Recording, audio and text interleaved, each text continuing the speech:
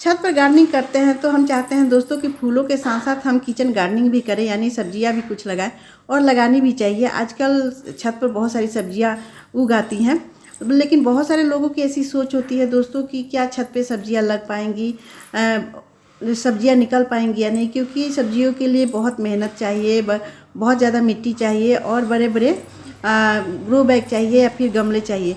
तो ऐसी बात नहीं है दोस्तों, छत पर भी बहुत आसानी से सब्जियां उगा सकते हैं और ढेर सारी हार्वेस्टिंग भी ले सकते हैं। थोड़ी सी मेहनत करके हम ढेर सारी ऑर्गेनिक में सब्जियां हार्वेस्ट कर सकते हैं। और मैं हमेशा समर सीजन हो या विंटर सीजन ढेर सारी सब्जियां लगाती हूं दोस्तों।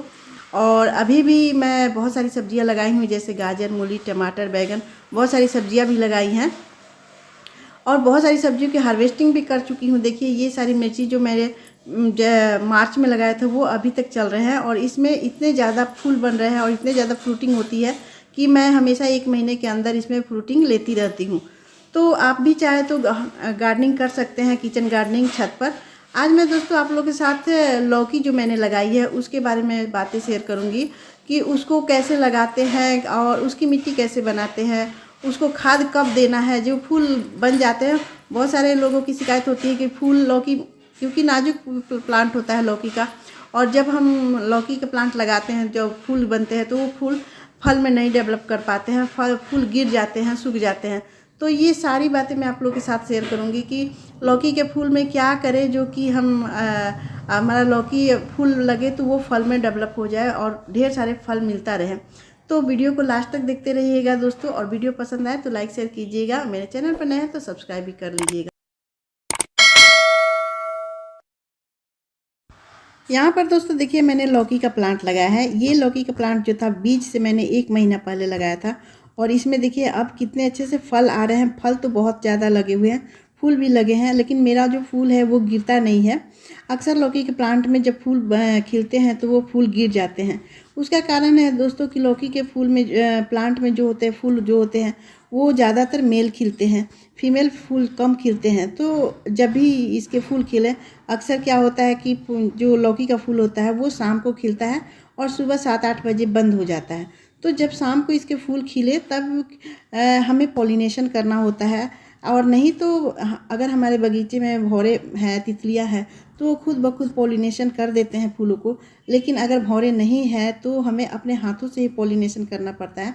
तो जब ये शाम को फूल खिले तो एक फूल खिले तोड़ के हमें दूसरे फूल में टच करना है, यानी पॉलिनेशन करना है, तो उसके फूल नहीं गिरेंगे, वो फल में डेवलप हो जाएंगे। इस तरह जितने भी फूल खिल रहे हैं दोस्तों, ज़्यादा अगर फल लेना है तो हमें हैंड पॉलिनेशन करना पड़ता है, तभी हमारा फूल है वो बचेगा और फल में डेवलप हो जाएगा। फूल को फल में बदलने के लिए दोस्तों आजकल हनी का भी छिड़काव किया जाता है। हनी का छिड़काव करने से ये जो फूल होते हैं ना वो फल में बदल जाते हैं, यानी इसके फूल गिरते नहीं है, खुद ब खुद पॉलिनेशन हो जाते हैं और फूल फल में बदल जाते हैं, और फल जो होता है वो गल के गिरता नहीं है। तो इस तरह से पॉलिनेशन हनी से भी किया जा सकता है, हैंड पॉलिनेशन भी करते हैं या फिर मधुमक्खियाँ भी कर लेते हैं। और दूसरा कारण है दोस्तों फल बचाने के लिए कि जब भी हम प्लांट लगाते हैं लौकी का, यानी बीज लगाते हैं, तो उसके लिए जब मिट्टी लगाएं तो ये गमले का चुनाव सही करें, और मिट्टी भी रिच मिट्टी होनी चाहिए। गमले का जो चुनाव करें वो, जैसे एक ग्रो बैग है, ये मेरा गमला है एक, तो ये गमला जो है 24 चौड़ाई है और इसकी हाइट 15 है। 12 से 15 के बीच में इसकी हाइट ले लीजिए, ऐसे चौड़ाई चाहिए और लंबाई। और ग्रो बैग 15 बाई 15 के प्लांट, ग्रो बैग में एक प्लांट आप लगा सकते हैं। तो मिट्टी जब मैंने इस तरह के गमले में मैंने लगाया था, और जब मिट्टी इसकी बनाए तो मिट्टी रिच मिट्टी इसकी चाहिए ताकि इसको पूरा पोषक तत्व मिल सके। तो मिट्टी बनाने के लिए मैंने इसमें 40% मिट्टी लिया था और 40% इसमें गाय की गोबर का खाद लिया था मैंने। आप वर्मी कंपोस्ट भी ले सकते हैं। तो गाय की गोबर और मिट्टी बराबर मात्रा में, और 20% इसमें मैंने कोकोपीट डाला था और थोड़ी सी नीम खली डाली थी ताकि मिट्टी स्वस्थ और हेल्दी रहे, जिससे कि हमारे प्लांट्स में कीड़े न लगे। इसके मिट्टी बहुत रिच बनानी चाहिए। और जब हम मिट्टी बना लेते हैं तो उसके बाद ये प्लांट जब होता है 4-5 पत्तियों का जब हो जाता है, तब हमें इसमें पिंचिंग करना होता है ताकि हमारा प्लांट में नए से ग्रोथ आए, यानी नए ब्रांच निकले। जब ब्रांच निकलेंगे तो खुद ब खुद इसमें से ढेर सारे फल भी लगेंगे, फूल भी आएंगे। तो जब 6-7 पत्तियां निकल आती है तब हमें पिंचिंग 2-3 पिंचिंग कर देनी पड़ती है, उसके बाद पिंचिंग करने की ज़रूरत नहीं पड़ती है। तो हमारा जो फल है वो ढेर सारे आएंगे। और जब मिट्टी बना लेते हैं दोस्तों, तो उसके बाद जब फल आता है तो फिर हमें दोबारा इसमें खाद डालने की ज़रूरत नहीं पड़ती है। खाद कब डालेंगे? जब हमारा प्लांट में फल लगने लगेगा तब हम उसमें खाद डालेंगे। नहीं तो ये क्या होता है कि केवल पत्तियाँ ज़्यादा आएंगी और फल नहीं लगेगा। अगर हम तुरंत तुरंत खाद डालेंगे तो फल नहीं आएंगे, लेकिन पत्तियाँ ढेर सारी आएंगी। तो इसलिए ये ध्यान देना है कि जब भी मिट्टी बना के हमारा प्लांट जब बड़ा हो जाए, फूल देने लगे, तब जब फल आने लगे तब हम इसमें फिर से फर्टिलाइज़र डालें। तो पत्तियाँ कम आएगी, फूल ज़्यादा आएंगे, फल भी ज़्यादा बनेंगे। ये एक मैंने प्लांट लगाया है दोस्तों, देखिए ये 15 बाई 15 के ग्रो बैग में है और इसमें मैंने एक ही लगाया है। और जो टब में मैंने लगाया है वो इसमें 2 प्लांट हैं। और देखिए दोनों 3 प्लांट है, इसमें 2 प्लांट को मैं एक प्लांट को हटा दूंगी, एक प्लांट मेरा रखेगा। ये देखिए पीले पीले पत्ते हो गए हैं, तो इस प्लांट्स को हटा देंगे। जितनी एनर्जी इसको चाहिए उतना ही हमें गमले में प्लांट रखना पड़ेगा। तो गमले में मेरा जो गमला है वो 24 बाई 12 का है, तो इसलिए इसमें 2 ही प्लांट रखूँगी, एक प्लांट में हटा दूँगी। तो यहाँ पर देखिए सारे प्लांट्स हेल्दी हैं। गमले में या ग्रो बैग में अगर प्लांट ज़्यादा है, यानी 1 से 2 है या 3 है, तो आप गमले के अकॉर्डिंग ही प्लांट को रखिए। यहाँ पर देखिए ये मेरा प्लांट ग्रोथ नहीं कर रहा है, यानी इसको पोषक तत्व नहीं मिल रहा है, तो इसको मैं उखाड़ दूंगी यानी हटा दूंगी और 2 ही प्लांट इसमें रखूंगी, ताकि हमारा प्लांट है वो ज़्यादा फ्रूटिंग करे, ज़्यादा फूल ले। तो इस प्लांट्स को हटा दूंगी। और जितनी भी ये देखिए पीली पत्तियां है, यानी ज़्यादा पानी पड़ जाने से भी पत्तियां पीली हो जाती हैं, तो पानी की मात्रा भी हमें ध्यान देकर डालना है। तो पहले तो सबसे पहले इसकी जितनी भी पत्तियां पीली हो रही हैं उन सबको कट करके हटा देंगे। इससे क्या होता है, जो ज़मीन में यानी जो मिट्टी में जो पत्तियां सट जाती हैं, वो पानी डालने पर पत्तियां गल जाती है, यानी पीली होने लगती हैं।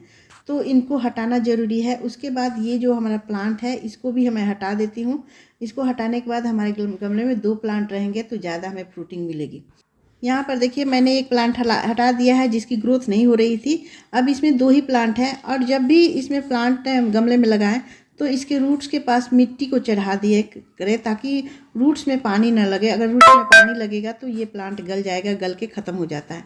तो इसके ऊपर तक मिट्टी चढ़ा कर रखें और नीचे जब भी फर्टिलाइज़र डालें तो या पानी डालें तो नीचे डालें।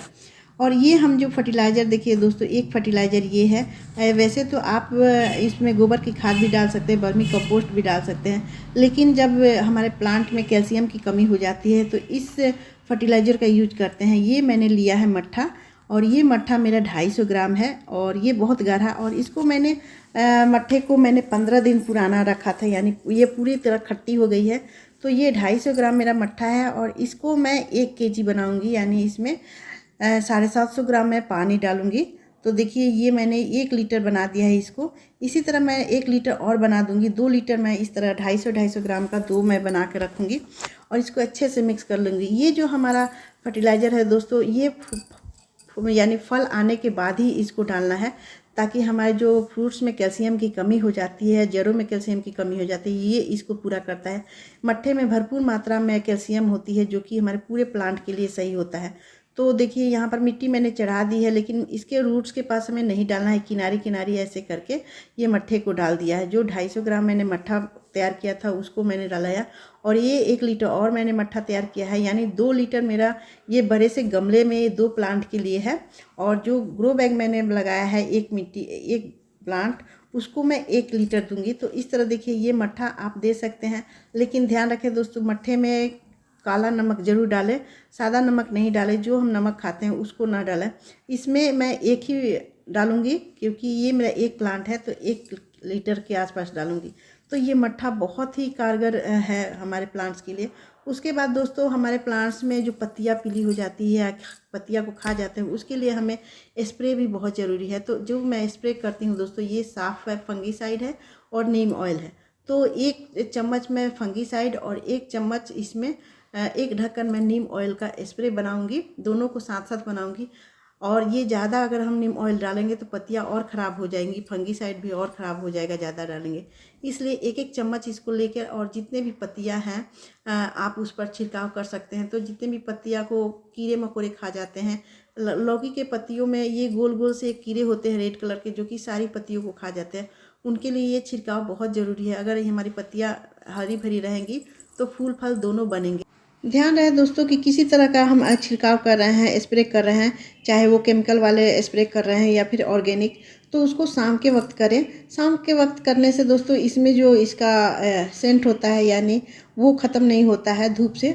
और अगर हम सुबह या फिर दोपहर में डालेंगे तो सारे इसके सेंट उड़ जाते हैं, जिससे कि पौधों पर कोई प्रभाव नहीं पड़ता है। तो अब हमें इसको अक्सर शाम को डालना है, तभी ये हमारा प्लांट में ये छिड़काव काम करेगा। और ये छिड़काव दोस्तों आप 2-3 दिन के अंतराल पर कर सकते हैं, बहुत अच्छे से ये काम करेगा।